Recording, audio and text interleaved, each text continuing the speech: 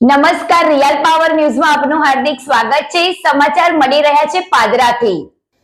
ગણેશ ચતુર્થીના દિવસો જેમ જેમ નજીક આવી રહ્યા છે તેમ અલગ અલગ યુવક મંડળો દ્વારા ગણેશ આગમન યાત્રાઓ યોજવામાં આવી રહી છે, જેના ભાગરૂપે આજે પાદરાના અંબિકા યુવક મંડળ દ્વારા પણ ગણેશ આગમન યાત્રાનું ભવ્ય આયોજન કરવામાં આવ્યું હતું। પરનામી અગરબત્તી પાસેથી નીકળેલી ભવ્ય ગણેશ આગમન યાત્રાએ પાદરા નગરમાં ભારે આકર્ષણ જગાવ્યું હતું।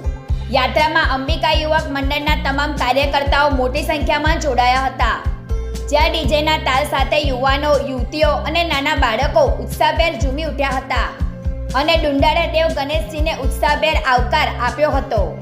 આગમન યાત્રા દરમિયાન ગરબા, મહાઆરતી સહિતના વિવિધ કાર્યક્રમો સાથે ભારે આતશબાજી કરવામાં આવી હતી।